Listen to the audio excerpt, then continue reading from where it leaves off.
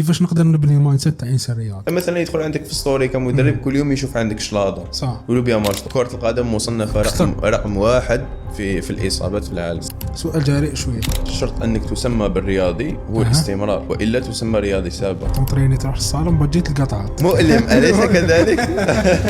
هل نقدر نعتمد على التغذية باش نحسنوا الشكل بلا تدريب؟ ما نقدروش. ديك أكشن شغل ما تخليش الرياضة هذه تولي حاجة صعيبة ولا مشكل بالنسبة لك. تمام. يزهق تاكل الشوفه ويبيع لك شوفه. أكد لي عليه يبيع لك شوفه. ماشي نخافوه باسكو إدمان ولا سكون نخافوه باسكو ما تقدرش تحدد الكمية. ماريني في حوالي 550 590 سعر حرارية. رشح لنا لي فريت يا خويا. إلا ما تمرنش مليح ما حش توصل للهدف تاعك. إلا ما كليتش مليح ما حش توصل للهدف تاعك. الرياضة لازم تكون عندك عقلية شخص رياضي. داو بسم الله خلاص. أيوة أكسيون.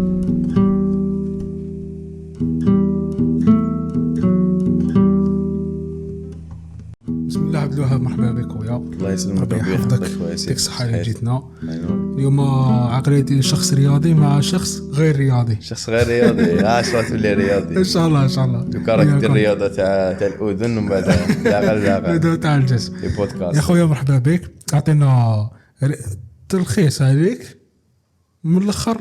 شكون هو عبد الوهاب؟ عبد الوهاب بن مبارك، مدرب تغذية ورياضة، مرخص من الدولة الجزائرية، يعني عندي شهادة في كامل الأجسام من الجزائر ما شاء الله. وعندي شهادة دولية في التغذية الرياضية. الله يبارك. الله يسلمك. مرخص من عند الدولة دي حاجة مليحة. خلاص راضيين عليك. راضيين عليا الحمد لله يا أخو. عندي شهادة الجزائر الحمد لله. الحمد لله. صح. أقول لي كيفاش راهي العقلية في الرياضة في الجزائر؟ العقلية تاع الرياضة في الجزائر راهي تتطور يوم من بعد يوم. بكري شفنا باللي كاين ناس ما كانت تشوف سبور مثلا مضيعة للوقت، كاين اللي كانوا يديروا سبور بطريقة تقليدية، ودوك الرياضة راهي تتطور، راهم يفتحوا قاعات، راهم يزيدوا لي سبيسياليتي، الانواع تاع لي سبور راهم يزيدوا. صح. كاين دي سبور ما كانوش اولمبيين راهم يولوا اولمبيين. تما كاين بزاف تغيرات في الرياضة. بالنسبه للجزائر هي جزء من العالم، تسمى الحمد لله مادام عندنا كونيكسيون وكذا صافي رانا نتاثروا بالعالم التطورات تاع العالم. دونك الناس ولات تدير رياضه اكثر، سواء كانوا ذكور ولا اناث. ما من الجانب تاع الاناث كي نحكوا فيه او جانب مطول نشوفوا بلي كاين تطور كبير، وان المراه ما كانتش تدير رياضه، كانوا عندها بالك افكار غالطين على الرياضه، وكنشوفوا باللي المراه ولات تدير رياضه وفق ضوابط خاصه. ما شاء الله. صافي العقليه راهي مليحه. الحمد لله الحمد لله راهي في تطور مستمر. صح. دوكا العقليه من ناحيه الشخص الصعيد الشخصي، اسكو تشوف بلي الشخص الجزائري هو رياضي بالدرجه الاولى ولا لا؟ با فورسيم. عباك الاشياء الجميله تستدعي انه تكون في راحه كما نقولوا نفسيه تامه. كاين احنا الحمد لله كاين افراد اللي عندهم الراحه النفسيه ولا عندهم مقومات ولا الوعي اللي يخليهم انهم يمارسوا هذيك الرياضه. وكاين اشخاص اللي مثلا كما نقولوا امكانيات النفسيه ولا في جانب تاع الوعي ولا امكانياته الجسديه ما تسمحلوش. وهذا الامر يعني في كامل العالم. نشوفوا في امريكا مثلا عندهم معدلات السمنه عاليه لانه عندهم ثقافه الفاست فود بزاف. احنا في الجزائر نفس الشيء، عندنا يعني ثقافه الفاست فود وعندنا ثقافه كلو خلاص اللي ما يقدرش يسمن. ايوه اللي ما يقدرش يسمن سقاو كرام وميلفاي اللي العفسه السيئه اللي ورثناها على فرنسا للاسف.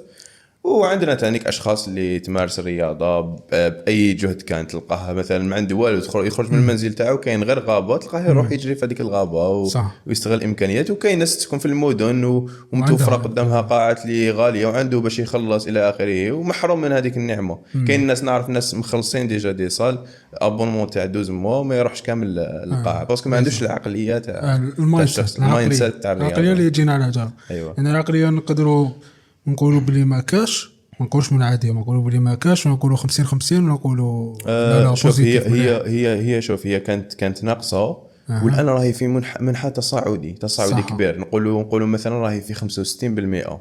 باك السوشيال ميديا الناس ولات تاثر بزاف. السوشيال ميديا راهي جايه موجه كبيره تاع الرياضه تاع الفيتنس في الجزائر. الفيتنس اندستري شغل بانت وكما نقولوا ما من الناس اللي يجيبوا من مصادر علميه ماشي كما بكري كل هذه يعني يخرط عليك.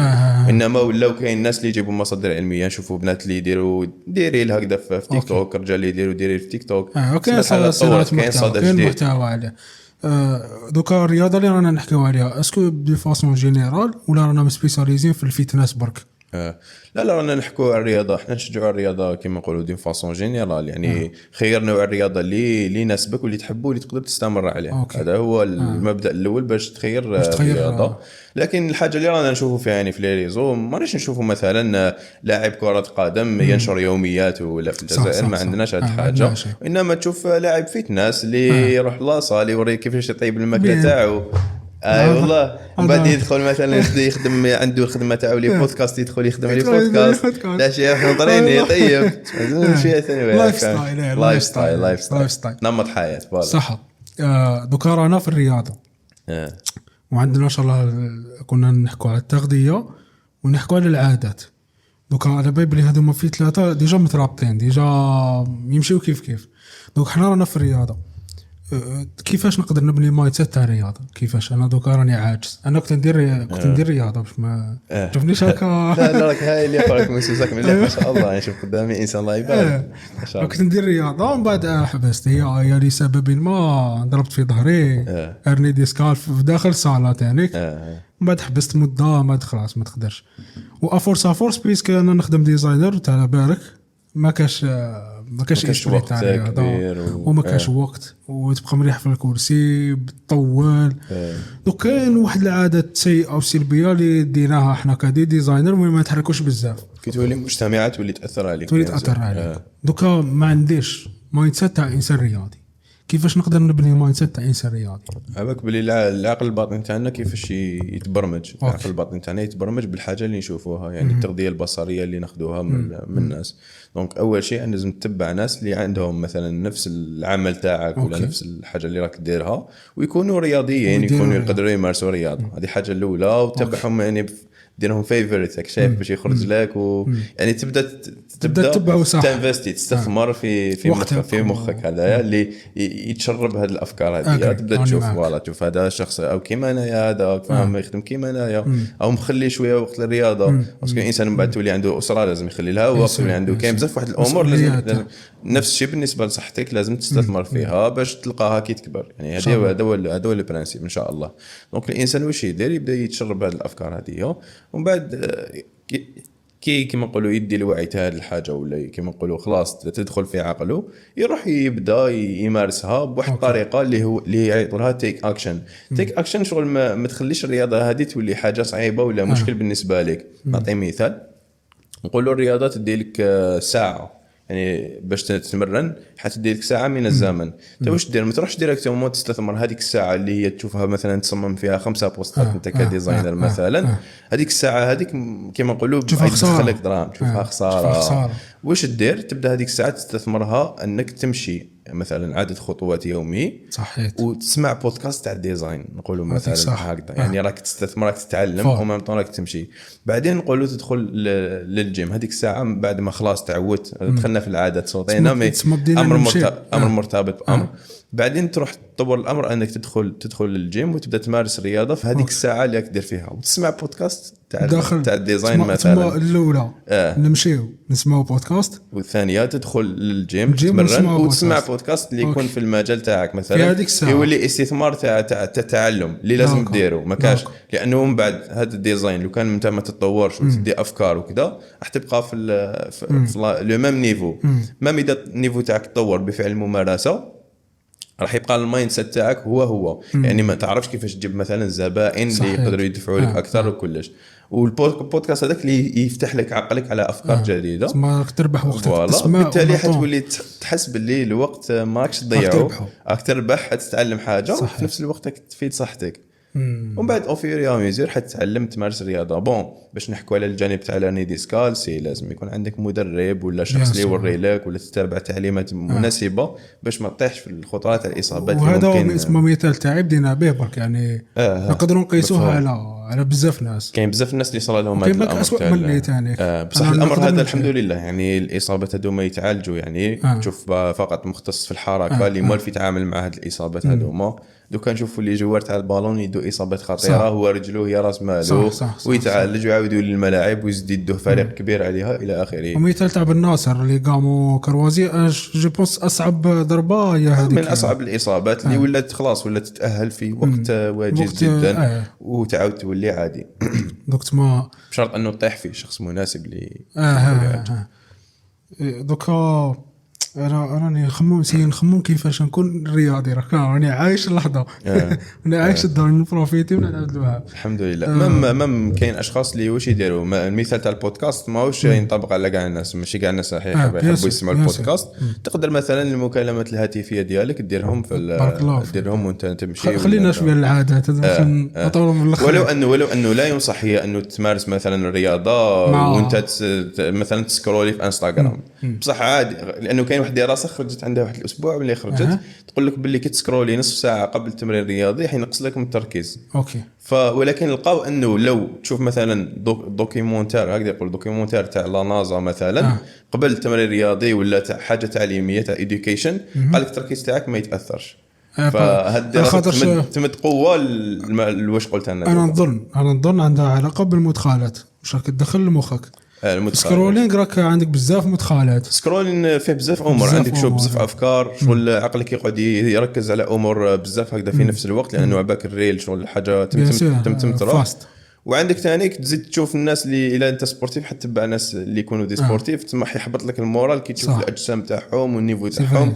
تشوف انت واش راك تطبع في الصالات تما يحبط لك المورال، الاداء تاعك ينقص. الرياضه لو كان نعطي كومباريزون وقول لي اسكو يمشيو كيف ولا لا. اسكو كي نمشي راني ندير في الرياضه وكاين راني ندير في الرياضه ولا لا حتى ندخل الفيتنس باش نعتبر روحي راني ندير في سبور. هو المشي لا يعتبر رياضة. ولكن عند بعض الناس هو رياضة. الإنسان يكون سمين مثلا يوزن 170 كيلوغرام كذا، المشي بالنسبة له ديجا راهو مجهد ومتعب لأنه راهو لافت أوزان كما نقولوا زايدة على واش يحتمل بالتالي هذه بالنسبة له رياضة.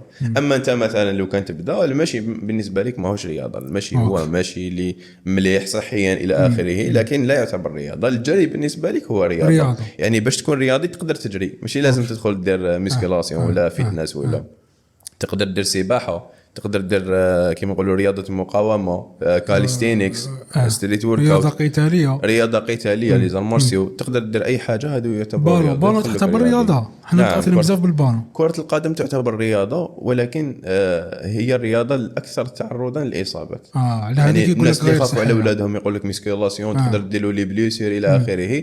كره القدم مصنفه رقم واحد في الاصابات في العالم، في سبب الاصابات في العالم. احنا متاثرين بزاف بالبالون.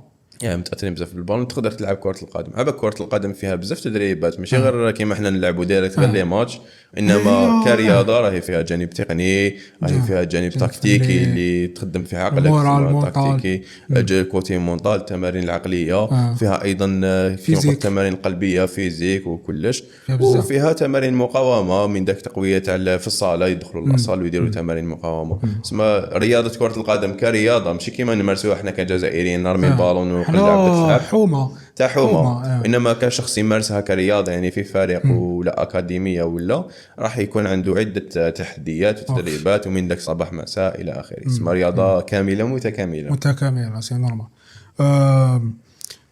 دوكا رانا نشوفوا باللي فيتنس ولا الميسكيلاسيون تخلطت بزاف. دوكا هل الميسكيلاسيون تدينا للفيتنس ولا الفيتنس هي رياضه مصنفه وحدها؟ ولا نقدر نكون كاماتور ونروح الفيتنس ولا لا لازم نكون مع هذوك اللي يديروا لي بوزيسيون كذا؟ هذه اول راه تداخل مازال ما راناش فاهمينها مليح في الجزائر. اسكو تشوف باللي رانا فاهمينها ديجا ولا لا وفهمنا فيها؟ الفيتنس فيها بزاف امور، فيها اللياقه، فيها المرونه، فيها القوه، وفيها السرعه، يعني فيها بزاف فيها عده امور مجتمعه.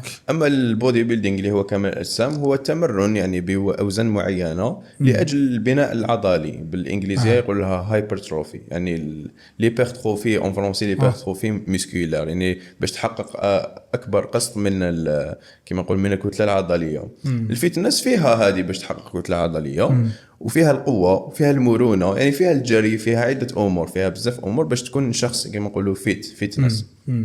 اما الحاجه اللي ذكرتها انت اللي فهمتها منك هي الناس اللي دير البوزينغ وكلش، هي فئه المانس فيزيك، يعني اللي يديروا البوزينغ يكون عندهم جسم راشق وكلش.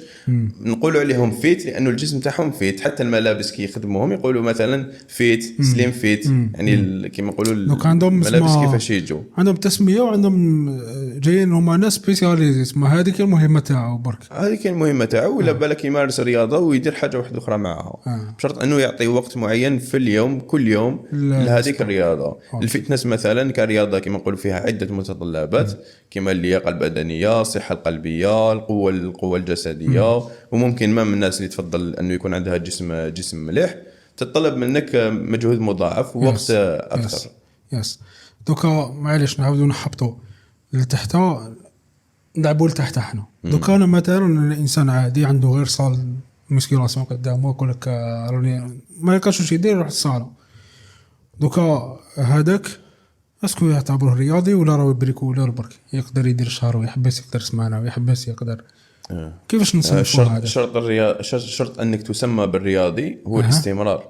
اوكي. والا تسمى رياضي سابق. اذا توقفت مده 6 اشهر سابق راح تولي رياضي سابق، تولي مضى عليك رياضي سابق، مضى عليك الدار. ومن بعد واش تولي تطيح في واحد الفخ انك تبدا تقول انا يا حصراح كنت سبورتيف ولا كنت اتلت ديليت ولا كنت رياضي ولا كنت الور كنت بمجرد انك تمارس الرياضه مده 3 شهور مستمره راح تعاود تسمى بشخص رياضي، تعاود تولي رياضي يعني سبورتيف. يعني انت تشوف لي 3 شهور تكفيك انك تولي وتدخل في السيكل هذا، تكفيك انك تدخل في السيكل. هي 12 مده 12 اسبوع اللي هي والو بالنسبه للحياه اللي رانا عايشينها باك 120 30 سنه عشنا. ف3 شهور هي اقل استثمار اللي تقدر تقدمه لصحتك. تدخل بعدها في تسميه شخص رياضي. رياضي هو الشخص اللي يمارس الرياضه بانتظام، يعني ما يتوقفش. لما توقف زيد لي تشوف نحكي حسابات دوكا قلت لنا 12 اسبوع يعني نقدر نقولوا دخلنا في العاده باش نبنيوها بصح 12 اسبوع. اسكو نقدر لازم عليا يكون كل يوم في هذوك 12 اسبوع؟ لا ماشي شرط انك تكون كل يوم. الرياضه المنتظمه تكون اكثر من 3 مرات في الاسبوع، 3 مرات في الاسبوع. ولكن في سلسله بناء العادات وتيك اكشن اللي كنا نقولوها من قبل تقدر تكون نصف ساعه مرتين في الاسبوع، صح. ومن بعد تولي 40 دقيقه مرتين في الاسبوع، بعد تولي ساعه مرتين في الاسبوع. تدرج. كي نقولوا مرتين في الاسبوع نقولوا ابر لور، مثلا الجزء العلوي يوم للجزء العلوي ويوم للجزء السفلي مع القليل من الكارديو. بعدين تزيد مثلا الكارديو تفصلوا، اليوم الثالث يكون غير الكارديو. اليوم الاول الميسكيلاسيون او دي كور يعني الجزء العلوي، اليوم الثاني بودي كور يعني الجزء لور بودي. بعدين بعد كما نقولوا هذا الاستمرار وكلش تزيد اليوم الرابع ولا تدخل رياضه اخرى كما رياضه قتاليه ولا سباحه وتولي تمارس 4 مرات في الاسبوع تحافظ عليها. راه كما نقولوا بيرفكت شخص رياضي. صح. 4 ايام تدريب 3 ايام راحه. ومن بعد الشخص اللي يحب يعجبه الحال ويحب يروح لمستوى اعلى يقدر يزيد الايام عادي. يقدر يكون كل يوم عادي، يقدر يكون كل يوم بشرط انه الحجم التدريبي يكون محسوب. لتما لازم يكون فيه تدخل تاع مدرب باش ما يطيحش في الاجهاد. خاصه احنا الجزائريين عندنا يعني ستريس في حياتنا، ما كاش اللي يقول ما كاش لين في هذا الامر. يعني حنايا اشخاص بزاف عندنا ستريس في حياتنا. جوده الحياه تاعك باش تحسنها لازم تكون بطريقه مدروسه، والا راح تطيح في الاجهاد النفسي والجسدي وتمرض. يس نعاودوا نلخصوا لهم باسكو هذو الخطوات نشوفهم مهمه. دونك تقدر تكون يوميا شخص رياضي يومي، اسمها يومي. نعم. هنا راك في توب ليفل، راك في التوب ليفل. لا كاين راك في التوب ليفل، علما انه كاين رياضيين اللي كما نقولوا راهم رياضيين نخبه، هذول اللي شفناهم في الاولمبياد والناس بالك ضحكت على الرياضيين اللي كانوا في الاولمبياد. وكان تعرف كيفاش يتمرنوا والقوه تاع التمرين والحمل التدريبي اللي يتمرنوا به، شده تاع التمرين والبي كوتيديان يعني تمرن مرتين في اليوم، وتري كوتيديان مرات يتمرنوا 3 مرات في اليوم. يعني عباره عن تمارين مقسمه من قبل المدرب ومدروسه باش ما يطيحش في الاجهاد، لانه رياضي نخبه مستوى العالي وكاين شويه منه في العالم وجمع عده نقاط باش تاهل لهذاك الاولمبياد. وبعد يجي واحد في الفيسبوك يضحك عليه. هذه ما كانش في حتى مكان في العالم، هذه عندنا فقط. للاسف ما كان في حتى مكان في العالم لانه ما على بالناش كيفاش الناس راهي تلحق لهذاك المستوى.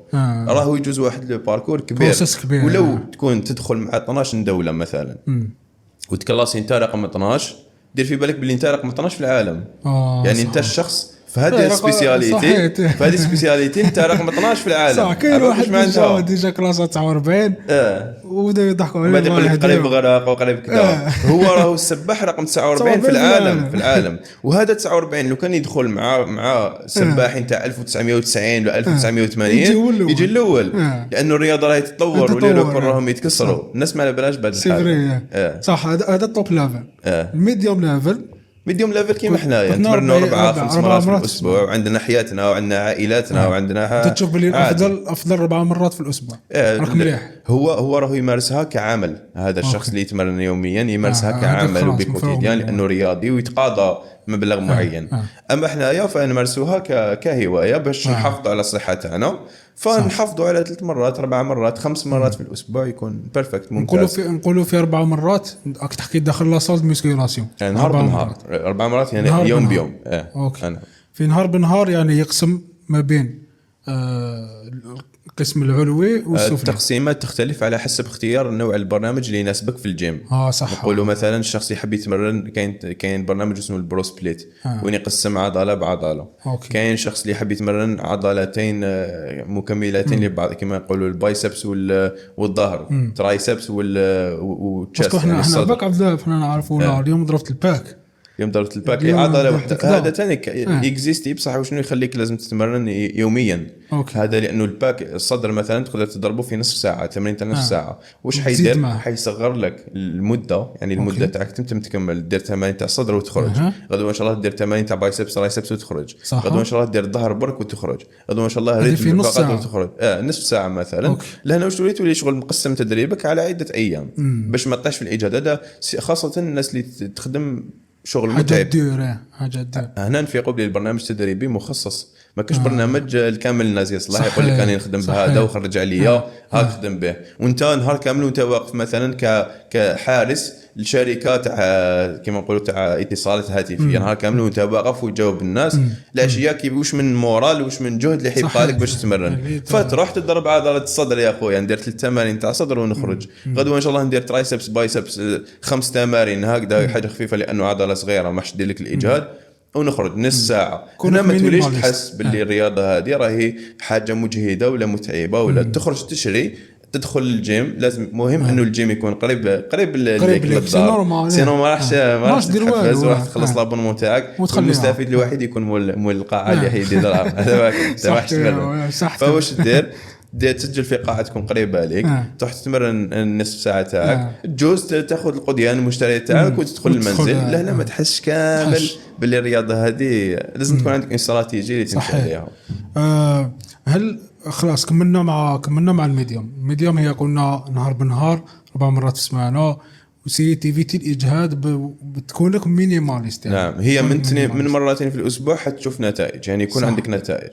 4 مرات في الاسبوع تحافظ عليها حتكون شخص صحي ما شاء الله. صح. نهبطوا لله اللي قلت لي نقدر نكونوا مرتين في الاسبوع.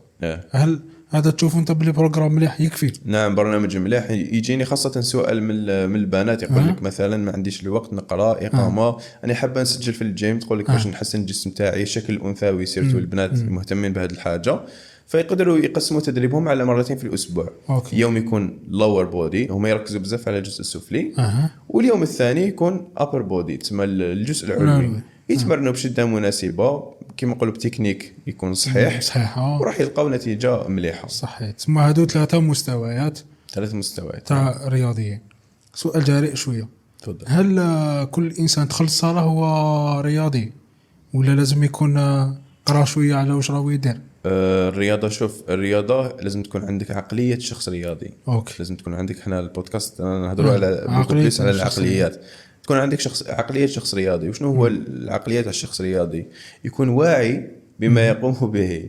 لانه لو تدخل الصاله تروح ترفد اوزان ولا تروح الماشينه مثلا تاع ماشينه تاع صدر تخدم بها ظهر دورسو، ما تصلحش للحاجه راح تدي اصابه. فكيفاش راح تتسمى انت رياضي؟ على الاقل انسان يثقف نفسه، يسمع كيما رانا نديروا مثلا بودكاست من هذا، يشوف لي فيديو في اليوتيوب، يتابع الناس اللي يدير محتوى تاع الرياضه. ولا ما يحبش يدير كاع هذه الامور، يحب يربح وقت، يستثمر في مدرب، يعني يخلص مدرب هو يتبع. وزيدوا نوسعوا شويه. كاين واحد الفئه من الناس ما قراتش هذه دنيا خيرت لهم يكونوا هكا ما قراوش ما بحثوش ويكون عندهم كور مليح يعني هادو سيبون في الصالات بزاف ما راهوش كوتش ما راهوش مدرب هو سبورتيف بصح هو اللي يوري كاع الصاله هو اللي يكون شي كاع صاله. كاين فرق بين تكون شخص رياضي وبين تكون مدرب. صح هذا الشخص راهو رياضي هذا ما راهوش مدرب هو بالك راهو يتخيل روحه بلي عنده الكفاءه اللازمه انه يكون مدرب. هي باش تكون مدرب عندها شروط في الجزائر ما هيش شروط كبيره في الخليج حاليا راهي فيها شروط وفيها وزاره وراح تزيد يوما بعد يوم يعني تصعيب على الناس باش يكونوا مدربين راهو يزيد لانه كاين منافسه والناس فهمت انه هذا جانب علمي ما فيش اللعب يحسن حياه الاشخاص كما يقدر يفسد حياه الاشخاص في نفس الوقت. الناس اللي تخدم بالهرمونات ولا الناس اللي تنصح الناس بامور غلطه الناس اللي توري خطا البايوميكانيكس يكون خطا راح يضروا الناس. فلازم تكون سيرتيفايد يعني سيرتيفايد هذه نقولوا مثلا انايا كانوا عندي كنت كما نقولوا على كفاءه تامه الحمد لله كنت اشتغلت عده سنوات في المجال هذا تاع الرياضه ومع ذلك سجلت في المعهد الوطني لعلوم وتكنولوجيا الرياضه في الجزائر غير باش تكون عندي شهاده ويكون معترف بك من الجزائر. غدوه من غدوه يقول لك مثلا هل عندك شهاده من الدوله الجزائريه قال انا في الجزائر عندي لو نروح لبلد اخر راح نزيد نعاود ندير شهاده عندهم باش هذاك البلد يعترف بك. كاين شهادات دوليه اللي يغنيك عن الدخول كما نقولوا في مثل هذه الشهادات كاين منها اللي يكونوا اونلاين ولكن في كل الاحوال تحتاج الى انك تعمل عده مقابلات باش تلحق تعمل في الجيم. هذا بالنسبه للنظام العالمي تاع الجيم.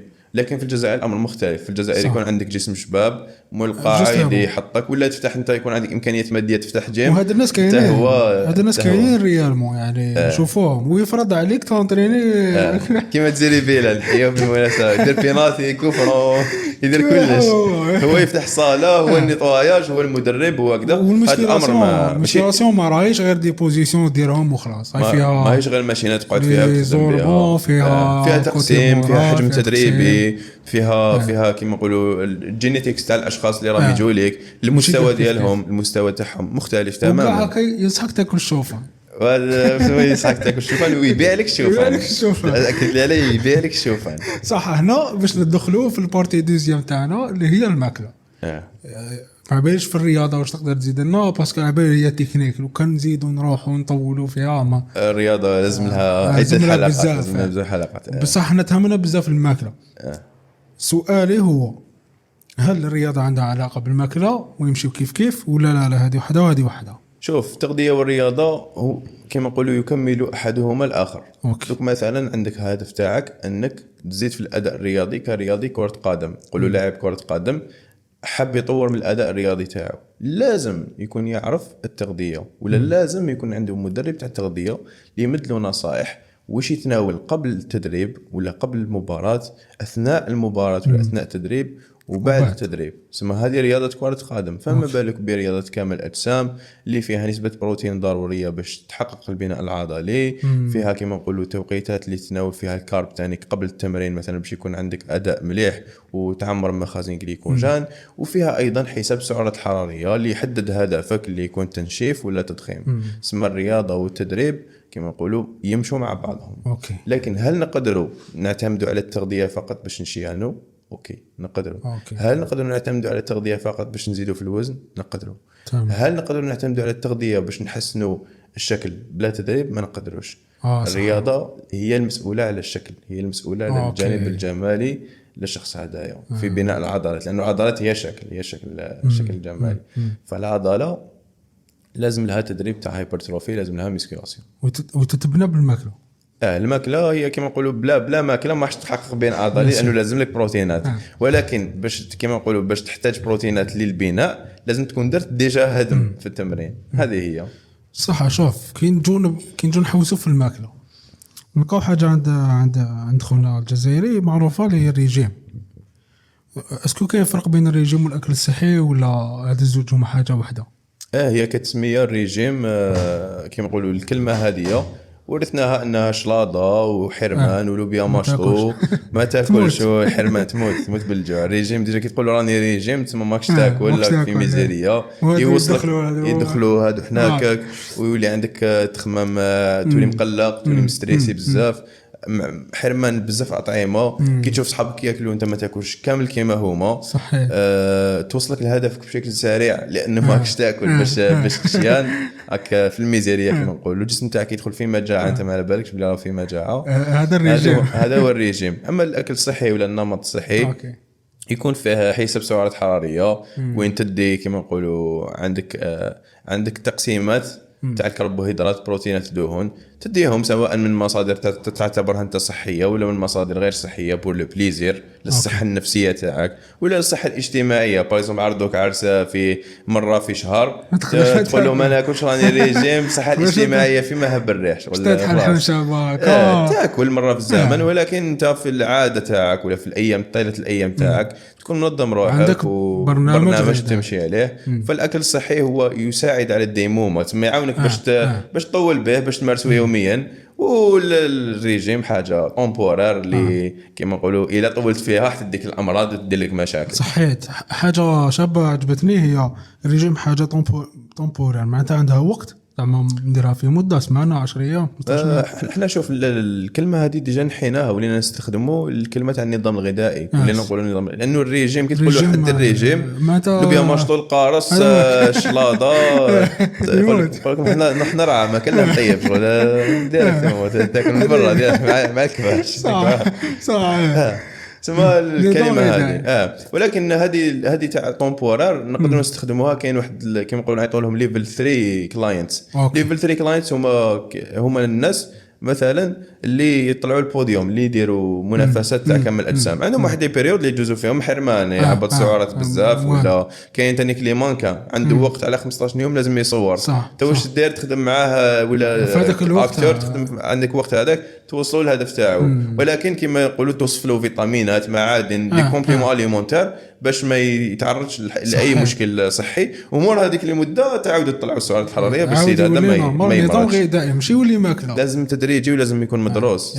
سينو حيدخل في المجاعه يبدا ياكل يعاود يسمن اكثر من اللي كان. ونقولوا مصطلح الريجيم اللي لا يغني لا يسمن ولا يغني من فهمت الكونسيبت ساعتك صح. فهمتني فيه مليح. دوكا نروحوا للاكل الصحي والنظام الغذائي. احنا بيبلي ما عندناش مسكين الجزائري طحنا عليه اليوم. بيبلي ما عندناش نظام غذائي. احنا عندنا كيف هي بكري كان عندنا احنا كسكان البحر المتوسط كان عندنا نظام غذائي يعتمد على البقوليات على الحبوب وعلى الاسماك. صح. وكل الاسماك بقوليات غاليه واش ناكلوا احنا نديروا الريجيم.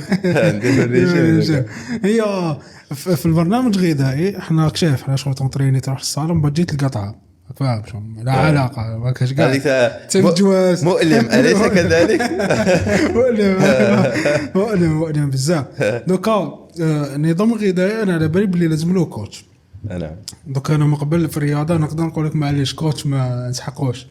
في النظام الغذائي ما كاش كيفاش ما تسحقش. في النظام الغذائي عندك زوج حاجات. ايوه. الامر الاول انه تعتمد على مدرب يصمم لك البرنامج الغذائي وتدفع له مقابل ذلك الخدمه كخدمه كما اي خدمه معينه في العالم. يبيع لك برنامج غذائي يخدم لك برنامج غذائي باسكو يبيع لك كما نقولوا برنامج هذا ستاندر فهمني. ولكن يخدم لك تبعت له حاجه رو معلومات يكونوا رو كيما انتم تكون نهضر باللغه تاعكم في شي رو هو واش يدير هذيك المعلومات يجهز لك برنامج غذائي محسوب سعرات تسمى خدمه حيقوم بها مقابل تدفع ثمن كاكسبير. كاين شخص ما يحبش يدفع ثمن كيما ما تحبش تدفع الميكانيزيان ولا ما تحبش تدفع على اسمه تروح تتعلم. كاين دوكا كورسات كاين مجانيه كاين مدفوعه كاين سير يوتيوب تتعلم تديلك بزاف وقت وتعرف تحسب سعرات حراريه وتعرف شنو التياف ونون اكسرسايز اكتيفيتي ثيرموجينيسيس وتبدا تدمج بين النشاط الرياضي وبين التغذيه تاعك وتخدم برنامج غذائي يكون سامبل بالك يتعاود ماشي كيما محترف كيما اللي يديروا المدرب ولكن يقدر يوصلك للهدف تاعك. اما تبذل مجهود اما تدفع مقابل الخدمه بيناتهم. هذه هي الدنيا في كامل والمال. هذه هي خير بما نضحي. ايوه بصح اسكو انت تشوف باللي انا ليا زعما كنظره استراتيجيه نشوف باللي لو كان نتعلم مليح خير نعم. خير ليا. علاش نولي ما انا خير ما كلتي. هي في هذا الجانب عندك الحق، ولكن كي دير مع مدرب حيفتح لك على بالك عينيك على امور جديده، وين الاشخاص اللي يشتركوا معايا مثلا بعد 3 أشهر يقول لي يعطيك الصحه انا نقدر نكمل وحدي وديت شغل خلاص انا عندي افكار على التغذيه ونعرف الجسم تاعي ونعرف كيفاش نعيش بهذا النمط الصحي كاسب العاده. لو كان نلخصوها هما في زوج يلحقوك لهدف واحد، وحده تدير فيها بزاف الجهد وتديرك وقت، وحده تنقص الجهد وتنقص الوقت وتجيب لك نتيجه. نعم، ولكن ساعة المدرب تساعدك على الاستمراريه اكثر، لانه علاش الاحترافيه تاع المدرب حتنوع لك في عدد الوجبات مثلا. صح. وين تخليك ما تملش، حتخليه تحافظ لك على جيبك.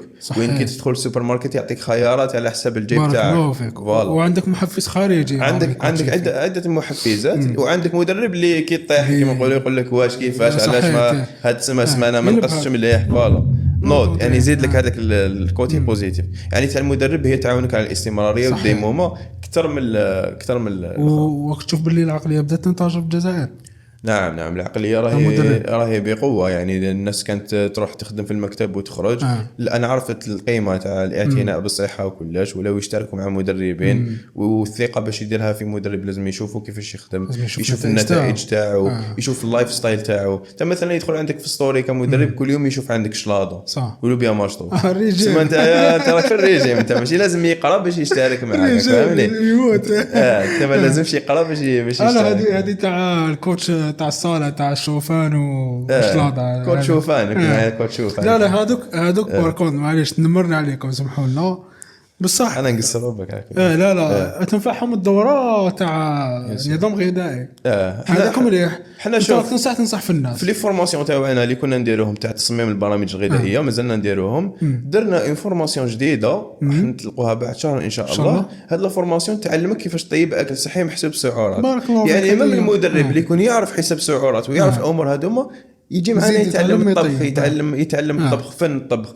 فن الطبخ ما عندوش علاقه بانك مدرب، ولكن يكمل الصفه تاعك كمدرب، يزيد لك في القيمه بيان سور. تريد تنوع في الوصفات، تمد لهم توم صحي في رمضان، تمد له بوراك صحي. سيد هذا يحس باللي راه ماهوش مختلف على الناس، ساعدوا باش يستمر في رمضان. يقول لك نقصت 8 كيلو وكلا البوراك وكلا التوم ودار الرياضه والحمد لله. وهذه تبعتك نورمالمون في رمضان اللي فات.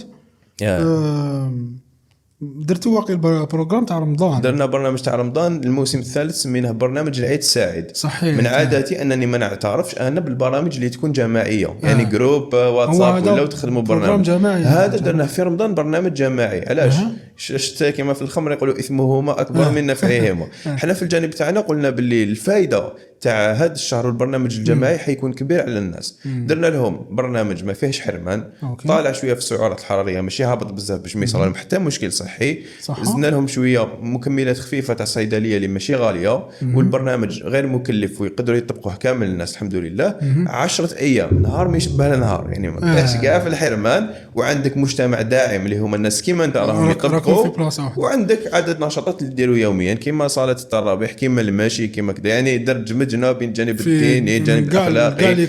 الناس من الخارج من فرنسا يطيب وحده، طيب له خالته، طيب له يمه، طيب له مرته. يعني درنا الحمد لله. والناس هذوما اكتشفوا كيفاش تقدر توصل لهدف ولا تافونسي لهدف بلا حرمان.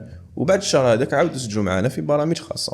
اما المدربين اللي يخدموا بالبرامج الجماعيه هذه على العام ويدخلك في جروب واتساب والحرمان وقارص وبطايا وكناتير، حنا ما نقول لهمش باللي راكم غالطين ولا، وانما لازم الخصوصيه تاع البرنامج لازم تكون برنامج خاص. كاين واحد لي ديتاي اللي لازم يخدموا عليهم في لي زابليكاسيون تاع المتابعه العالميه. كي تكون تخدم انت ويجيبوا لك زبائن ولا انت تجيب زبائن، لو كان يفيقوا لك باللي البرامج تاعك تتشابه ولا نفس البرامج اللي تقدمها لعدد معين من الاشخاص، راح يطردوك مباشره من العمل لخصوصيه البرنامج اللي لازم تكون. اما الفن تاع الطبخ فيمكن تداركه وتقدر تسجل في برنامج في دورات فورماسيون تاع ماكله وتتعلم فيها. الانسان يطور. انا قريت طبخ فرنسي وقريت كذا ومازال توجور نسي ديروسات، نسي حاجه ماشي صحيه نرجعها صحيه. كل ما تزيد كل ما مليح ليك باش مع كلاينتس تاعك تكون ساتيسفيهم الماكسيموم. يقدر يجيك واحد بلاد واحده اخرى، ثقافه واحده اخرى، ماكله واحده اخرى، تقرا واش ياكلوا هما وتخدم له هاد الحاجه. خاير يجي جابوني كذا تخدموا برنامج غذائي تحط له الطعام في وسط. لحد الان ما عندي حتى زبون جابوني مي طحت في هاد ليكا ودرستهم وخدمت لهم برامج فاهم شغل يفرح بزاف. يفرح سي نورمال، حيحس بليفور، حيحس بالخصوصيه على بالو بلي انت ما تشدش زبائن من هذاك النوع دائما. مثل خطا لي جابوني باسكو ما يحتاجوش مثل شويه ما حسيتش بصح. مثلا كي يجيك نقولوا زبون من اسيا مثلا المشرق الاوسط ولا امر اللي موالف نخدموا هنايا، تكون تعرف الكبسه وتعرف هاد الامور وما يحبوا المندي ويحبوا هاد الامور، فتقدر توصفهم له تعطي له مثلا ثاني كمام مشروبات بلا ما نذكروا لي مارك عندهم مشروبات بروتينيه هما يتباعوا في السوبر ماركت تكون على اطلاع بهم. احنا ما عندناش في الجزائر، فانت مليح تسافر مليح تطالع عليهم مليح. هادو كامل مهارات اللي راح يزيدوا في القيمه اللي تقدمها للكلاينت تاعك وتمدلو عباك كي يطالع على هذوك الامور ويقرب اللي درت له لي مارك اللي كاينين في بلادو راح يحس بالخصوصيه ومستحيل يبدلك كمدرب. تسمح يبقى مستمر معك ممكن الى الابد كاع ان شاء الله. ماذا بينا احنا الخدمه تكون الى الابد. بيان سير هاد شوف باش زبون يعاود يشترك معك ويبقى يخدم معك، يعني دائما تقدم له في قيمه اضافيه. يعني دائما كاين وصفات جديده، يعني دائما كاين تعب جديد، يعني دائما الكوميونيكاسيون تاعك تتطور، السيستم تاعك تاع المتابعه راه يتطور، عندك موقع، عندك منصه، عندك ابليكاسيون، فهاد الامور كامل يزيدوا في الشغل تاعك ويخلوك كما نقولوا قريب للزبون ويخلوك فاهم العقليه تاعو ويخلوك تحب تتعاون معه. صحيح. دوكا ماذا بينا كنت لخصنا مثلا كيفاش دوكا انا راني نشوف فيك ولا نسمع فيك نخدم برنامج غذائي تاع نهار واحد برك ليا. دوكا واش تقدر تعطينا برنامج؟ الحاجه الاولى لازم تعرف تحسب السعرات الحراريه تاعك، تتعلم شنو هو حساب السعرات، ومن بعد تتعلم شنو هو التياف كما نقولوا الحاجات اللي يحرقوا اكثر سعرات كي تاكلهم باش يتهضموا، كما البروتين مثلا باش تخلي البروتين طالع نوعا ما في البرنامج تاعك. تعرف باللي لي ليبيد ولا الدهون لازم يكون نسبه منهم معينه في الجسم تاعك باش ما تمرضش، باش ما يصراوش اختلالات هرمونيه. وتعرف باللي الكربوهيدرات هي مصدر الطاقه المحبب للجسم الانسان، فتدخل الكربوهيدرات تاعك في البرنامج، لي بات، الباستا، الروز، البنان، الشوفان الى اخره في البرنامج تاعك باش تخلي الطاقه تاعك. يعني عرفت هنا الماكروز المغذيات الكبيره، ومن بعد تعرف بلي لازم دير سارتان تنويع هذه شغل كلمه جديده، دير واحد التنويع خفيف هكذايا باش تدي لي ميكرو يعني المغذيات الصغيره اللي هما الفيتامينات والمعادن، فتدخل شويه خضر وفواكه بالوان مختلفه باش تدي كما نقولوا فيتامينات ومعادن مختلفه، باش تصور ستوري شباب ثاني وتصور ستوري شباب. هذاك سي دو لاغ يعني من الفن انك تحط لي ستوري اللي يخلوا الناس يقول لك واو هذه حاجه شابه. اصبحت ديك ستوري خدمتوا عليها انتم، خدمنا عليها بزاف، خدمنا عليها بزاف وما من البرامج كي نمدوهم كنا نمدوهم بصور الوجبات تاع رمضان، يعني ماشي كامل البرامج زعما حقيقي تاعك انا اللي خدمته. اصبحت درت لهم ستوري قلت لهم شكون يطيب البيض خير مني، حطيت لهم البيض شغل داخل التوست واحد الوصفه جديده هذا فن. تقولوا شوف كيفاش بصح انت كوتش كي تكون تحط لهم كل يوم لوبيا ماشطو وتشك هذيك عباك يخاف منك. هذاك لا البارح هذه شوفها البارح بعد يشوفها غدو هذيك لا البارح غدو خلاص تسمى يخاف انك تقدم له. وغالبا الشخص اللي يكون فاقد الشيء لا يعطيه، اللي يكون هو ياكل اصلا هكذا يشوفها نورمال تاكل انت ثاني هكذاك، وهي لا الناس اللي موالفه بالريستورون والقعدات والبيزنس، قاعده تاع بيزنس مثلا نقعدوا في بيزنس كاين اللي ياكلوا 2 ملايين 3 ملايين في الطابله، انت تجيبو تمدلو له بيان مشطول النهار الاول بالك يحتمها، بعد يوم الثاني والثالث 2 ملايين نشريها شباح ما تعطينيش له بيان مشطول، ما يزيدش يخمم كامل يحسن النظام الغذائي تاعو. صح. دوكا قلت لنا بلي المصادر حاجه اللي فهمناها المصادر ما فصلناش فيهم بصح دوك نحكيو عليهم. هضرنا بصفه سطحيه لانه انا في بودكاست ما نقدروش نفصلوا انفورماسيون تسمى تحت تقرا دوره ولا تريح مده طويله باش تعلمهم هكذا. هادو كاين الماكرو اللي هما المغذيات الكبيره، بروتين، كربوهيدرات، دهون، لازم يكونوا في البرنامج تاعك. بعد لازم تعرف بلي لازم لي ميكرو هادو هما اللي هما الفيتامينات والمعادن، تدخل الفواكه والخضر في البرنامج تاعك، لان البرنامج تاعك احتمال كبير انه محشي يضرك، راح يفيدك، راح يوصلك للهدف. اعطينا دوكا ديرك تعطيني وجبات على نهار كامل، زعما وجبات على نهار كامل بلا لي كونتيتي، بلا ما نحدد لك الكميات لانه كميات تختلف من شخص لاخر. اوكي نقولوا مثلا صباح عندك خيارات عديده، عندك مثلا تقدر تاكل كورن فليكس كاين اللي يشوفها غير صحي كما نقولوا، كاين اللي يشوفه صحي، وحنا نشوفوه سعرات حراريه باش انت تخرج من النظام الغذائي اللي كان شيكولات صباح وكاطو الى بدايه التحول. نخلو وجبه اللي هي بور لو بليزير، مثلا راهي صباح كورن فليكس، ولا نقولوا بوريج. الشخص اللي يحب يدخل ديريكتومون يخلي الوجبه الغير صحيه هذه نوعا ما يخليها في الاخر يستمتع بها في اخر اليوم، يشوف بها فيلم ولا فنقولوا يدير بوريج تاع الشوفان بالشوكولاته، يكون سنيكرز ولا مثلا بوريج سنيكرز، بوريج الموز، بوريج بلو بيريز. تمتع يا مواطن، تمتع يا مواطن. ولا انواع تاع لي زوملات، اومليت ليغوم، اومليت فروماج الى اخره. ولا لي تارتين كامثله هذوك اللي دير لهم مثلا انواع تاع مربى من الفوق، بيض يكون سكري صالي، ولا تاع لافوكا بالبيض، ولا على حسابك تعرف على حسب وينك ساكن واش تقدر تشري، الميزانيه تاعك راك فاهم. واحد عنده بلو بيريز ماشي كيما واحد ما عندوش. تارتين صومون في الجزائر شبه مستبعد. الخلاصه تاع الوجبه تاع الصباح، وجبه الصباح يقدر يحط فيها ان بوريج، ياكل ان بوريج. تكون ماجوريتي بروتين ولا ماجوريتي كارب ولا هي من الاحسن كل وجبه تخلي فيها شويه بروتينات. من الاحسن كل وجبه باش كيما نقولوا نعليو معدل الحرق عند كامل الاشخاص. فكيما نقولوا الوجبه كامل تكون فيها بروتين باش نديروا بناء عضلي الى اخره. فاصبح مثلا بيض زائد بوريج ولا بيض زائد تارتين.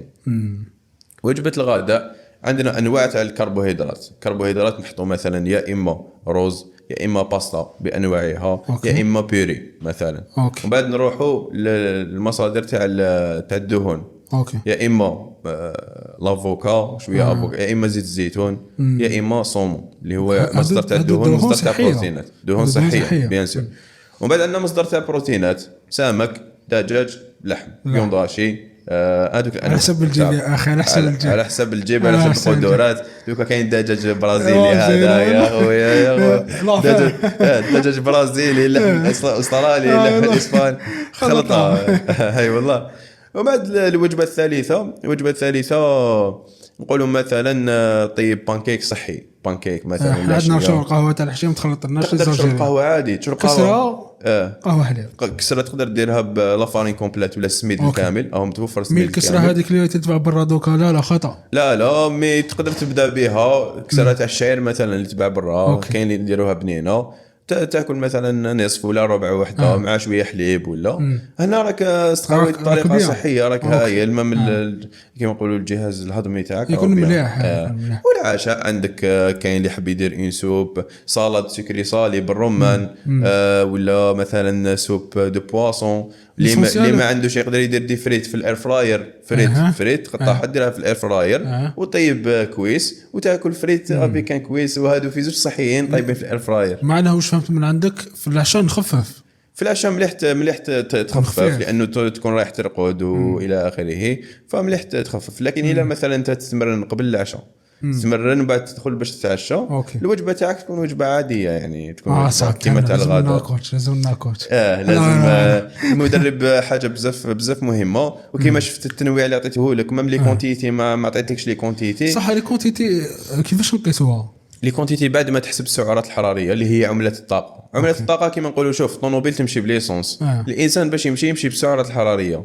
فانت عندك واحد المده معينه حتى تستنفد منها سعرات حراريه، لازم تعاود تعمر. بما انه عندك دهون زايده وحاب تنقص في الوزن، ديجا راك كيما نقولوا عندك دوبل ريزيرفوار كيما نقولوا تاع الوقود. فلازم تاكل وتفقد في نفس الوقت. دائما تخلي ديفيسيت، تخلي هنا تدخل الرياضه. ايوه لا ندخل الرياضه ويدخل النشاط البدني الغير رياضي اللي هو المشي، صعود السلالم. لازم تزيد الدوبل. لا هنا مليح كي تكون حابس على لاسانسور باش تطلع على الدروج تاع الديال تاع 20 ايطاج وكذا. ايوه هذه هي. صح. نعاود نولي برك للسعرات الحراريه. بس هذه بس انا جزائري ما نفهمش، انا واحد انسان. السعرات الحراريه كيما شوف كيما السعر عابك باللي السعرات الحراريه تقدر دير تحولها للجول والكيلو جول والواط وكيما تريسيت، يعني تحول طاقه. هي شغل الوحده عاديه برك، هي وحده الطاقه لقياس الطاقه اللي كاينه في الغذاء، فهمني؟ معروفه بالكالوري. معروفه بالكالوري. فهذه الطاقه هذه كاينه في الكربوهيدرات مثلا. شوف في الباستا وفي الرز وكذايا، في الانغرام تاع كربوهيدرات، ماشي في انغرام تاع الرز، في الانغرام تاع كربوهيدرات اللي هو جاي في الرز.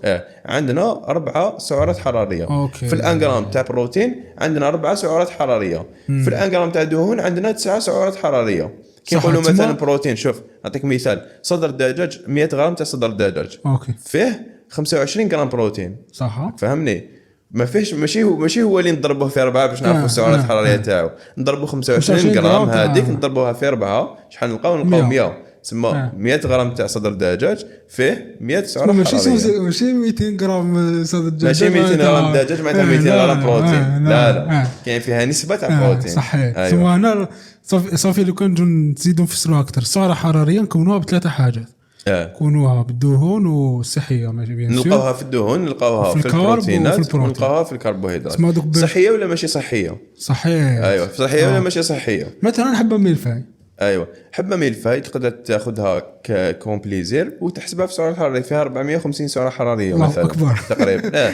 تحسبها في الوجبات تاعك. الا انت التقسيم تاعك اليومي فيه 1800 ودخلت فيه حبه مثلا التقسيم اليومي باش تشيان هو 1800 سعره حراريه، كي حسبته مثلا حسبته لقيته 1800. كاين معادله فيها الطول الوزن السن تضربهم في دي كونستون في ثوابت، تلقى السعرات الحراريه اليوميه، تخلق هذاك لو ديفيسيت، تنقص عدد السعرات الحراريه باش تشيان، ومن بعد لقيت مثلا 1800 الا دخلت فيها يوميا حبه ملفاي كان حيت 450 تسمى امتي كالوريز، ما كانش جوده في اختيار سعرات حراريه بصح تشيان صحيح. مال قال غير صحي. لا فهمناها هذه هي انه هي الطاقه تاعها كيما الطاقه تاع الصحي. بارك الله فيك. بصح مثلا لو كان حبه تاكل 2 حبات ملفاي، حنا راجلين ياكل حتى 4 نورمال. لهنا السعرات الحراريه تاعك هي سعرات فارغه ما فيهاش فايده لي ميكرو الفيتامينات والمعادن. تسمع عباره عن مغذيات كبيره صح ما تعطيك لا تركيز ما تعطيك لا طاقه، وهذا هذه المشكله. أيوة. هذا هو مربط الفرس. موراه تحس بالنعاس، يدير لك حساسيه انسولين ويزيد لك الجوع. السكر ماشي نخافوه باسكو ادمان ولا السكر نخافوه باسكو ما تقدرش تحدد الكميات، تحكم اون طار تاكلها كومبلي بلا ما تفيق شغل لي كونتيتي تاعو البنه تاعو تخليك تاكل. اما هي الحاجه اللي تسبب الادمان اكثر بالنسبه للسكر هو التقاء السكر مع الدهون اكثر من السكر وحده. ما نشوفوش بزاف اشخاص تروح تحكم السكريه هذيك وتاكل السكر. شوفوا اشخاص اللي تروح تاكل باتيسري واش فيها زبده ولا فيها مارغرين بلس سكر. طاكوس الخبز هذاك عباره عن سكر بصح الدواخل هذوك سيدي فروماج كدايا ساندويتش البيتزا تسمى التقاء الدهون مع الكربوهيدرات. كاع نحبهم انا. التقاء الدهون مع الكربوهيدرات هذول يديروا الادمان صح. تطيريك. وكاين واحد الحاجه محقوره بزاف محقوره لي تشيز كاين فيديو كاين الميمز عليها. واش دارنا لي تشيز كاع صحي تاع تشيز قال لك تاكلوا قال لك انا في الدار راني ريجيم تما ناكل داخل الطوموبيل. لا صافي كل حاجه فايده. شوف فيه كل وخضره هذا الناس اللي عندهم مشكل مع الفكره تاع الصحي وغير صحي هما اللي تخلط لهم يصراو لهم هذه المشاكل. نعطيك مثال شخص مثلا مريض السكر داخ وش هي الحاجه الصحيه في هذاك الوقت؟ سكر. الصحيه له في هذاك الوقت هي سكر. فما كاش زعما مثلا حاجه صحيه وحاجه غير صحيه. كاين حاجه فيها فايده لازم تكثر منها بزاف وحاجه ما فيهاش فايده قلل منها الماكسيموم. يقول لك دائما السكر نقص ماكسيموم، سواء السكر ولا الدهون المشبعه ولا الدهون المصنعه نقص الماكسيموم لانه ما فيهاش فايده. ليك ممكن في سعر حراريه ساندويتش شوف صا ديبون شحال فيه ديجا هما يكتب لك فيه 100 غرام اللحم فيه 150 غرام. الجزائريين ماريني جينيرال ماريني فيه حوالي 550 590 سعر حراريه تقريبا. هو على كل حال ما يكون صحي يكون فيه 550 برك يكون معمر بالخضر معمر بالخضار ما نطيبه بطريقه صحيه. الخبز هذا كيكون صحي تخدمه صحي وسكالوبت ماريني بطريقه صحيه وكيما يكون فيه تقريبا نفس عدد السعرات. الاخر زايد عليه شويه في الزيت ولا كانوا فيه لي صوص حيطلع في سعرات تسمى حيوصل 700 ولا باسكو لي صوص معمرين بالزيت وحنا دوبلي لاصوص دوبلي لاصوص صح. الا ما دوبليش لاصوص حيكون كيف صح. شكون اللي فيه فايده اكثر؟ سي اللي فيه داخل صالاد وفيه النوع تاع الفرماج مليح فيه النوع تاع اللحم مليح ماشي اللي فيه بزاف دهون شحم والى اخره. ثم يبقى اختيار يعني. شوف راني نخمم دوكا مشكله الله اعلم ما تزيد اكد لنا مشكله الجزائري هي ما يعرفش المصدر تاع السعرات وما يعرفش المصدر تاع الاكل الصحي والاكل غير صحي. الاكل غير صحي على هذيك ما عندناش نيطه. لهنا ممكن يدخل السوبيرات حيخسر بزاف دراهم. علاش المدرب بزاف مهم كي يدخل السوبيرات دوكا هو بالك دراهمه محدودين يبدا يشري امور غاليه الكينوا السمك اللي يكون كونجلي ولا سمك فري زعما تبان له الشغل اللي يبان له بلي هذا صحيح لازم نشريه ومن بعد يلقى بلي الميزانيه تاعو تاثرت اداره ماليه تاعو راحت فيها ما يقدرش يروح بها اليوم يشري السمانه الجايه الشهر الاول ومن بعدها هل يقدر يعيش بها صح ما يقدرش. ما لازم تكون عندك استراتيجيه تبنيها. انا عندي العدد الصحي بقوليات صحيه لي بات يقدروا يكونوا صحيين كي تخلطهم مع لي ليغوم تزيد لهم لي ليغوم يولوا صحيين ولا تناول دي بات كومبليت. الا ما تقدرش تشريهم شري لي بات نورمال احسبهم في السعرات تزيد لهم لي ليغوم حيولوا الاندكس جليسيميك تاعهم يهبط ويولي الامتصاص تاعهم باطئ. اي والله هذه هي تسمى لازم تدرس تتعلم باش تقدر. احنا ثاني هذا مشكل في المايند سيت تاع الجزائري انه هذه حاجه مهمه يهدر بالعادات يهدر بالتقاليد. في البدايه حطيب ليك حتى تاكلها انت بصح دير بالك بلي مستقبلا حياكلوها اولادك اولادك سي المجتمع من بعد الى خرج مجتمع غير صحي كامل وكاع امراض حيكون مشكل. يقولوا عندك عدد اصابات سكري كبيره الاقتصاد تاع الدوله يتاثر واللي تنفتوا تشري لهم الانسولين. شوف تراكم عندنا 4 ملايين مريض سكري في الجزائر تراكم مع الوقت ولي 6 7 واحد الانسولين باش توفروا لهم حيولي مشكل. فهمني شوف اعطيتنا برنامج يومي اعطيتنا السعره الحراريه وشنو هي الفائده والحاصل انه ما نقدرش نعطيكم كلش في هذا البودكاست ولا في هذه الحلقه.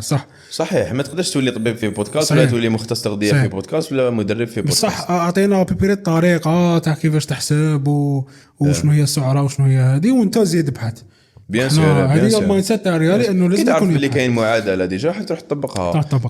كاين في جوجل ثاني كالوريز كالكوليتر تكتبها يخرجوك يحسب لك وحده تدخل الطول تدخل الوزن كذا يقول لك شنو الهدف تاعك يعطيك شحال سعرات اللي تحتاجها. بعد الاشكاليه الكبيره سي كيفاش تحول هذوك السعرات تسمى النيميرو الى عدد الوجبات بدي كونتيتي. هنا اللي تزيد تحتاج تبحث لازم تزيد تبحث وتزيد تطور روحك. صحيح دوكا اعطيني اكثر في البرنامج اليومي صباح وفي الغداء وفي العشاء وفي الوسط في وسطهم مع العشيه شنو هما اكثر ماكلات ولا وجبات سيبورتيهم نتايا ترشحهم لنا في نهارنا في اليوم في اليوم ونعاودهم كل يوم معليش زعما اللي تقدر تاكلهم كل يوم لازم تكون تحبهم بزاف. أيوة.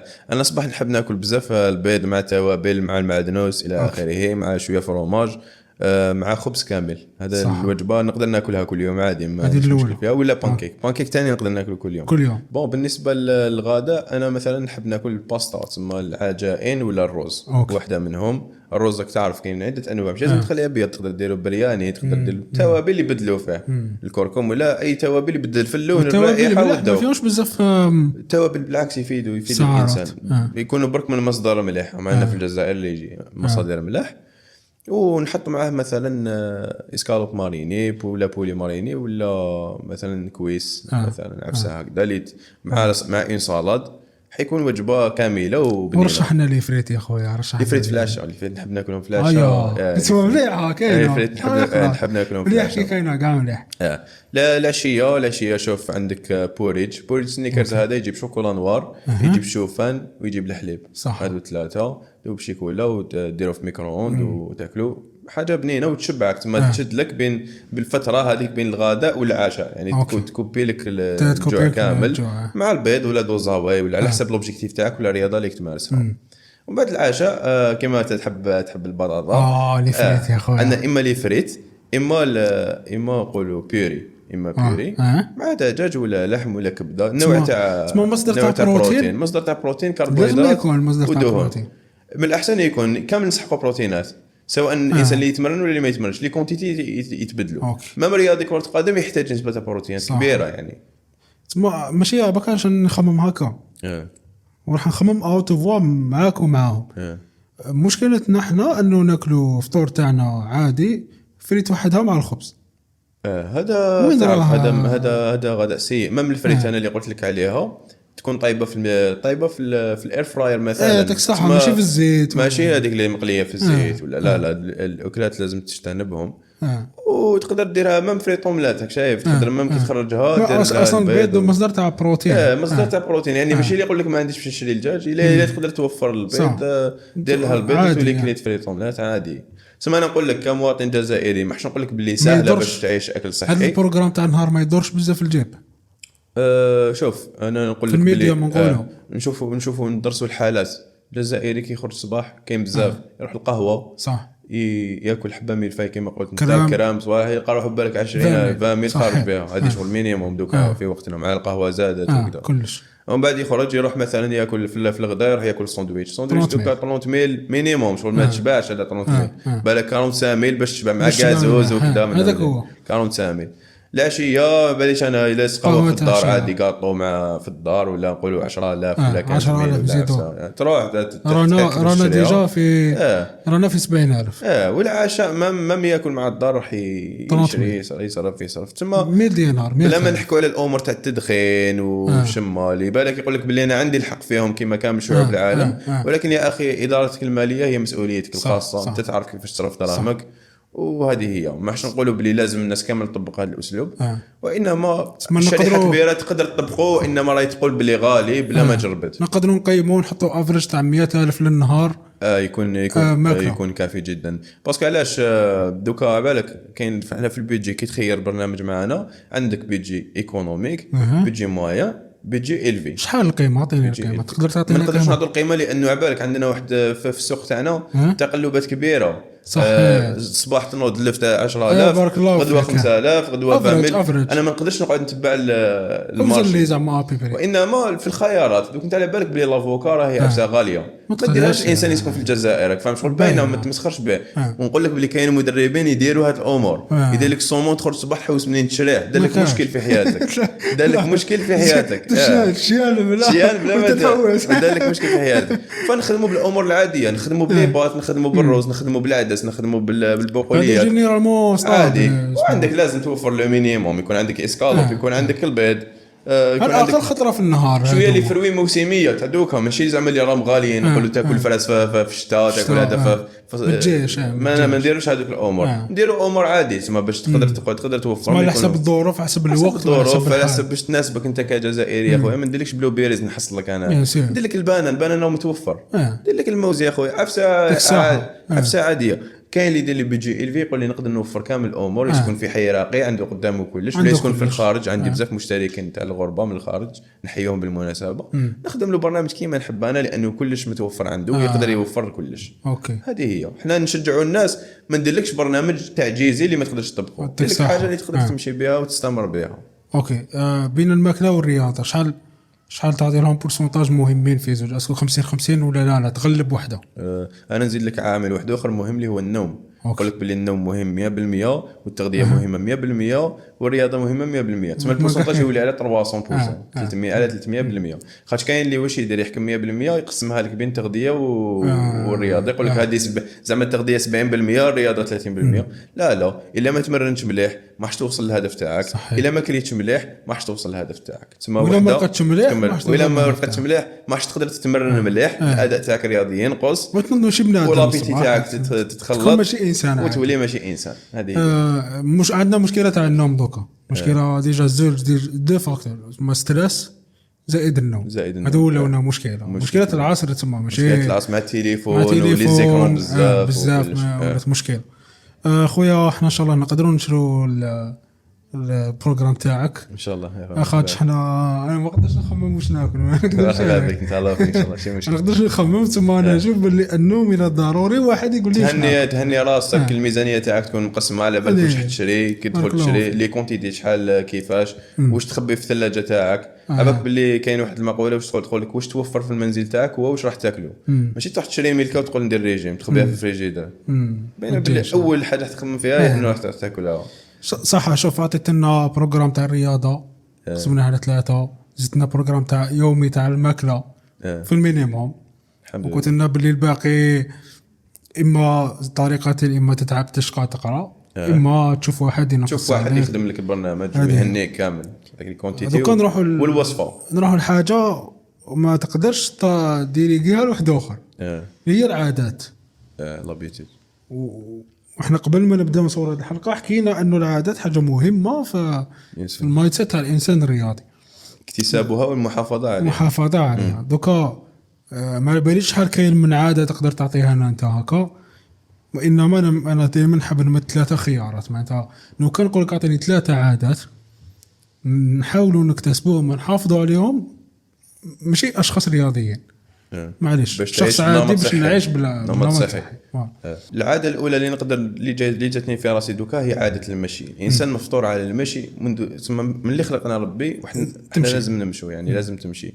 لكن الجبله ولا الفطره الانسانيه كيفاش تبدلت مع السيارات. الناس ولات تستخدم السيارات تروح للعمل تاعها من المنزل، تركب في السياره توصل للعمل تاعها، تقاري داخل الباركينغ تاع العمل، والعشيه يعاود يولي للمنزل يقاري قدام المنزل ويدخل قرعه كوكا. يعني حاجه في حياته ما هي صحيه. صح لا دين لا دنيا فاهم ديجا تعرف. وكوكا كولا مقاطعه لا اسمها لا دين لا دنيا يا اخو. سيليكتو ندير لهم في بايا سيليكتو سيليكتو لايت. ايوا المهم هاد الشخص هذايا ما عندوش كما نقولوا ما عندوش وقت اللي راهو يمشي فيه. الحركه عنده منعدمه، الدوره الدمويه تاعو تاثر، الصحه تاعو تريغليسيريد يطلع، يولي يعني مع الوقت يقدر يكون عنده مرض الا كان ما ياكلش مليح ولا ما يرقدش مليح، زيد التراكمات هذوما ياثروا عليه. فالعاده الاولى اللي جاتني في بالي هي انه يحافظ على عاده خطوات يوميه من 6000 الى 10000 خطوه يوميا. شحال تكون في توقيت مثلا؟ توقيت من نص ساعه الى 50 دقيقه. من نص ساعه تشوف باللي نص ساعه مليح، وتقدر تكون مقسمه، ماشي لازم تكون نضربها. خاطش بكري كيفاش تروح للعمل تعمل تولي من العمل مرات مام ترونسبور كان يخليك تمشي. مثلا نعطيك كيفاش تخلق العاده هذه. الناس اللي تروح في الترونسبور ما عندهاش سياره وراهم يسمعوا فينا، تحبط قاري قبل العمل ايوه قبل العمل وتمشي هذاك لاري هذا اسمه هذا ما كان. وكي تجي تركب كيف مثلا تمشي حتى اللاري الاخر وتركب عادي. الا ما تقدرش دير هذه الحاجه وقت الغداء ما تفطرش في البيرو تاعك يا ابن عمي، عرف الريبا تاعك، امشي روح لكاش حديقه ولا كاش بلاصه كل فيها وعاود ولي. هذه وقت اللي كنا نحكيو هذه كيفاش تخلق كما نقولوا يعطوا 10 مينيت اكشن 10 مينيت اكشن. شغل تخلق هذيك 10 دقائق ولا في اليوم تدخلها باش هكذا امشي. اطلع ما يطلعش من الاسانسير في الخدمه، اطلع من الدروج، هبط من الدروج. هادو كاع كينطموا. الا كانت عندك ساعه ذكيه ولا تليفون يحسب لك الخطوات تاعك، تلقى روحك طميت عدد خطوات في نهايه اليوم. صح. كاين واحد العاده انا اكتسبتها، عاده المشي ماشي يوميا نديرها نهار اللي ما نخرجش بزاف وما نمشيش بزاف. كاين واحد الجامع بعيد عليا بالك 4 ساعات 4 ساعات روت مثلا، نخرج نصلي المغرب نخرج قبل المغرب نمشي ندير كيتمان بودكاست ولا نهضر في تليفون ولا وراني ماشي ولا سيدي ما ديرش كاع هكا ودرتها وناتها تسبح حاجه مليحه. تروح الجامع ديجا تربح الاجر تاع الخطوات تاعك تزيد فيهم حسنات افير دين ودنيا. صاو شنو كي تجوز سوبر ماشي كوكا لا شنو سيريكتو والله هي ما قبل ما تخرج من داركم توضا ونوي زعما انوي انك رايح للصالة باش تدي اجر تاع هذه شو استراتيجي من الاخر فايده تربح صحتك تربح حسنات تربح. هذه كانت العاده الاولى اللي هي عاده المشي. العاده الثانيه اللي نشوفها مهمه هي عاده الطبخ الصحي. الا عندك شكون يطيب لك ولا يتذمر لذلك ما يكرهش منك، لازم تتزوج صاحبي لازم تتزوج. الا ما يكرهوش منك طيب صحي وكذا سينو لازم تدخل الكوزينه تعاون. هذه اسمها عاده هذه الثانيه اللي هي اكل صحي. الا قدرت تولي تطيب تولي تقدر توفر هذه الماكله الصحيه. والعاده الثالثه هي ممارسه الرياضه. تبدا بالعقل نص ساعه اليوم، نص ساعه على 3 ايام، بعد ساعه 40 دقيقه تبدا تزيد في الوقت تاعك بالعقل. شوف في المشي اعطينا لهم عقليه كيفاش يكتسبوا في الاكل كيفاش نطيبوك. اعطينا عقليه كيفاش نقدر نكتسبوا مثلا في الاكل. دوكا كيما شفت المراه كي تجي تتزوج تبدا تشوف ام والد وهذوما يديروا الوصفات دير فورماسيون في اليوتيوب تبدا تعلم طيب كذا. باسكو بالك تكون جوزت سنوات من حياتها وهي تقرا برك ما كانش بالك كانت في الاقامه الظروف تاعها ما كانش مناسب انها دير براتيكي. فكي جات تتزوج تلقاها باللي تبدا تعلم الطبخ. انت ثانيك مادام راك حاب تبدا حياه صحيه وحياتك كانت رايحه فيها والوالده ولا الزوجه ولا بالك ما تعرفش طيب هاد الامور ولا بالك تلقاها تقول لك ما خلينا زادك يا سيدي خلينا هاد الامور. فانت لازم تبدا تبريكولي. دوكا كاين يوتيوب كاين وصفات من داك يقول لك هذه تجهزها في 5 دقائق جهزها في 10 دقائق. تولي عندك عدد وجبات اللي ما يديش الوقت وعلى حسب الوقت المتوفر عندك تبدا تطيبه. انا نحب الكونكري. اعطيني زعما مثلا ديرها اخترع في النهار مثلا. هذه الفكره هي الفكره طبخ الوجبات على بالك كما نقولوا متطوره بزاف. تقدر في الاسبوع تقدر توجد اغلب الوجبات تاعك في الويكاند. صح. تقدر توجد اغلب الوجبات تاعك في الويكند، تعرف شحال باش يتحفظوا تما باش ما يفسدوش. البيض ما يتغلاش على لافونس، البيض يتغلى سير بلاص يدير غير 10 دقائق 10 دقائق. اسكالوب ما طيبوش على لافونس، صح تمارينه على لافونس، صحيح. فهمت، دير دي مارينات مختلفه مثلا كون نديرو مثلا هنايا فكره واحده اخرى، كون نديرو كونجلي مثلا مشكل يقول لك يبردي. لا عادي تكونجلي الماكله تاعك عادي. ولا هنا عباك في الجانب هذا تاع الوقت دائما ايجابيات على السلبيات. ايجابيات تاع انك تكونجلي ولا تخبي الماكله تاعك في الثلاجه وما تاكلهاش فري يكون احسن من انك تروح تاكل برا ماكله ماشي نقيه ودير لك تسمم. بيان سور خضره صوتي باش تخلطها مع لي باستا تاعك وكذا. الروز تقدر طيبو على لافونس يشد لك 3 ايام 4 ايام تسمى مده طويله. صالاد تشد لك يومين تسمى هذوما العفايس تقسيمات وما تعرف اللي تفسد تمتم تاكلها غدوه من داك، واللي طول تخليها الون توجد بزاف لي مارينات تقدر تخبيهم وتولي طيب فقط. انت تنصح نديرو مثلا نهار في سمانه نطيبوا فيه، يوم في الاسبوع تجهز فيه بزاف وجبات ودير تقسيمات على الايامات. تلحق لك مثلا الا وجدتهم بالجمعه ولا بالسبت تلحق عليك لا 4 ولا يبداو يخلصوا لك. زعما الخميس ديروا فري غدا ما عندكش عشاء ما عندكش. هي هذه النقطه تاع فري ملي حكيت جبدناها. لو بليزير على بالك ما يكونش يوم في الاسبوع. دخلوا في اليوم تاعك ويكون محسوب السعرات مثلا 20% ولا 10% من السعرات تاعك يكونوا غير صحي تاخذ فيهم ان بليزير. لكن اذا حبيت تاخذ وجبه مفتوحه وجبه مفتوحه لو كانت تكون يوم في الاسبوع تقدر تاثر عليك. نعطيك مثال، نقولوا انت درت ديفيسيت كالوريك يعني قللت السعرات الحراريه تاعك ب 500 سعره حراريه في اليوم. في الاسبوع راك قللت 3500 سعره حراريه. تسمى 500 كل يوم 5 في 7 راهي 3500 سعره حراريه. لما بالخميس تخرج مع اصحابك وتاكل 3500 سعره حراريه تعوض كامل واش درت في الاسبوع. هذه الفكره الغلطه على الوجبه المفتوحه. الوجبه المفتوحه دائما بعدها ديرها في المناسبات كما نقولوا كل 20 يوم كل 20 يوم صح باش ما تاثرش عليك وكل حاجه اللي صح راك متشهيها. ويقول لك دائما كل فيها حاجه تكون فيها بروتين باش تشبعك باش ما كونك حيلي ما حتى كي تكون فيها عرضه في كذا كونك حيلي انت دير اللي بول تاع الحمد لله في الانسان استراتيجي وانسان نضج تعرف واش تاكل وحطها ارتيست تعرف كيفاش تاكل شنو صح. دوكا هذه كنا المشي من بعد الماكله. دوكا الرياضه كيفاش نقدر نكتسب العاده تاع الرياضه؟ العاده تاع الرياضه تبداها بانك اولا تروح تما دير لاكت هذاك انك تروح للرياضه ولا تبدا تجري ولا لو كان كاره لو كان ما عندكش برنامج تبدا تجري مثلا تروح للصطاد تشوف ناس وين راهم يجروا بزاف وكذا تبدا تدخل مع ايكيب يجروا. كاين دي زيكيب اللي تلقاهم يجروا هكذا دي فيتيرون ولا شيوخ تدخل معاهم دي جون ولا تدخل معاهم تبدا تجري معاهم ولا تدخل اون سال دو سبور اللي فيها مدرب. كاين لي سال دو سبور دوك تخلصوا اباك شغل المدرب يوري لك ما يخليكش تطيح في الاخطاء كما بكري كانت ولا والله يكون مثلا تخلص اباك هذه غير في الجزائر هذه الحاجه هذه شغل من هذا البودكاست نقولهم غير بروفيتيو منها ما راحش تطول هذه الحاجه اللي هي في الخارج تخلص لا سال دو سبور تاعك تدخل تتمرن واحد ما يوري لك ما كاش باش يوروا لك لازم تخلص مدرب شخصي.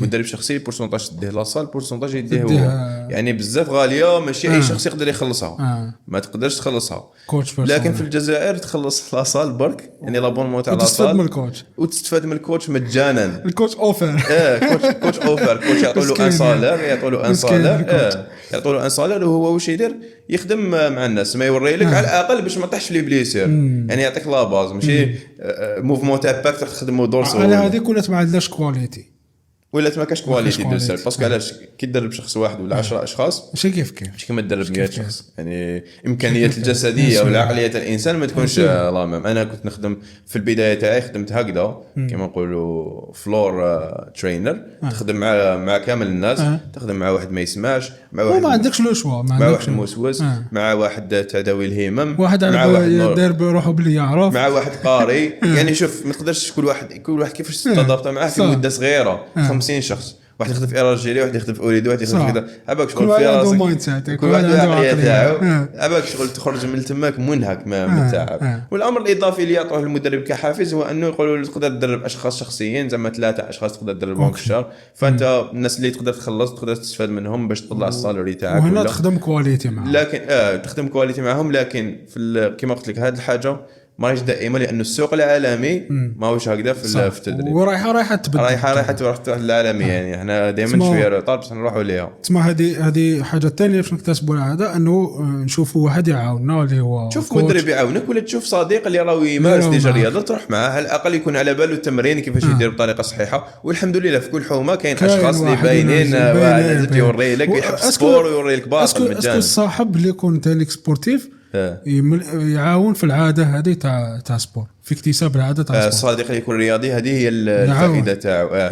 هو المشكل تاعو انه كما نقولوا يشغل منصب المدرب.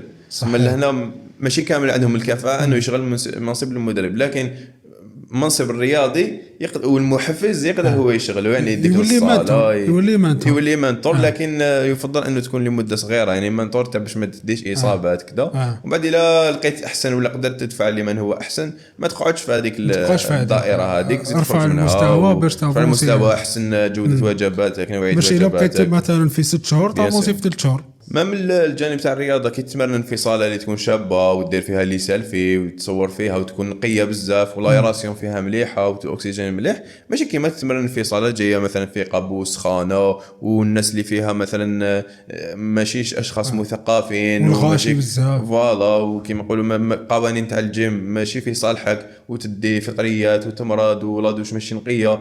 فهاد الامور كامل ياثروا على كي تروح تكون رايح للصاله اللي تكون شابه ودير تشجع انك تتصور فيها وتفرح فيها وتعرضها. ماشي كيما المورال تاعك كي تكون رايح للصاله اللي تكون نقيه وجديده وكبيره، يعني كي تكون نقيه وجديده ونقيه وكبيره، ماشي كيما كي تكون رايح للصاله اللي تكون مسخه وماشي شابه والى اخره. وهذه اصعب عاده اللي نقدروا نكتسبوها. ممارسه الرياضه بالنسبه للشخص اللي ما مارسهاش كامل اللي هي من اصعب العادات اللي تقدر تكتسبها، ولكن بمجرد تتعود عليها وتتعود على الفرحه اللي تجيك بعدها، الدوبامين والسيروتونين اللي يكون هرمون السعاده اللي يجوك بعدها، اللي هي حقيقيه ماشي كما تاع الريلز اللي رانا نجوزوا عليهم يوميا ولا تاع الدروغ ولا اللي هي حقيقيه وما كانش بعدها ندم. تولي خلاص تولي مدمن على ممارسه الرياضه. كي تحب تتحفز شوف روحك في المرايه صاحبي، بيان سير شوف روحك في المرايه ودير ستوري باش تأمن بروحك. المرايه تاع الجيم يديروها تبينك اكبر، يعني تشوف شي هذيك مرايه تاع داركم، هذيك ديما تحقرك شويه، مرايه تاع داركم باش تشوف روحك سمين باش تتحفز. هذه يا خويا صافي بليزير. الا كان شي حاجه تزيدها لنا ديروها. لا كانت حلقه مميزه. الحمد لله احنا في وسائل التواصل كما في لي ريزو سوسيو دائما ندير محتوى وكذا مجانا تما للناس باش جوست باش تتعلم. انا نقول لهم باللي الناس اللي تحب كما قلت تبدل الاسلوب تاع حياتها وتنجح، وما من القيمه المجتمعيه تاعك كي تكون عندك صحه جيده وجسم شباب راح تزيد القيمه المجتمعيه، انتاجيه تاعك كل حاجه في المجال تاعك. نقول لك انه ما تتبعش نيمبورت لو كيف لي ريزو، تبع ناس اللي صح يطلعوا لك المورال، اللي صح يوجهوك. هادو الرياضيين اللي سبورتيف كامل يوم يديروا محتوى يوريك الماكله تاعو هكذا مجانا. تشوف هاد الامور هذوما لي روسات كما نقولوا هاد الامور كامل مجانا. بروفيتي من لوكازيون، روح للصاله مادام تزاير مازالنا باطل وكذا، بروفيتي كذا تعلم كذا بروفيتي. الحمد لله كما نقولوا، والناس كامل ان شاء الله يولوا رياضيين ويولوا بصحه جيده. هذا هو الهدف تاعنا. اسبيرو هي صعيب مي ان شاء الله لا راهي في تطور راهب. انا مادام راني في المجال تما الناس راهم يجوا يسجلوا معايا يقول لي والله غير كنت غلط في الاسلوب تاع حياتي واني حاب نتبدل وكذا، وبعد 3 شهور يقول لك يعطيك الصحه وراك ثاني تعلمت وراح نكمل فيها. وجامي ولا راح نولي ليها يقول هذيك بعد العباره، يقول لك شغل وين كنت وين وليت، يقول لك ما كنتش نرقد كنت نتخنق في الليل كنت نشخر. يولي عنده عباك مشاكل، ما تنحي بزاف حاجات مشاكل مع الزوجه تاعو، يشخر ما يخليهاش ترقد، ما يتغم ما يقدرش يرقد ينوض صباحيا كانه ما رقدش كامل. الانتاجيه في العمل تاع شخصيا تعرفها تاثر لك على كامل حياتك. يعني لازم تبع الرياضه. ولا ما تسكت دينها من عندك اليوم عبد الوهاب، اللي هي خلي الرياضه تكون لايف ستايل، ماشي جبل، ماشي رياضه، ماشي اكت كبير، ماشي لازم تولي رياضي اولمبيك. دير الرياضه باش تستمتع، باش تكون صحه جيده. بارك الله فيك. لايف ستايل. ربي يجازيك خير. الله يبارك فيك. يتواصل بليجر. بارك الله.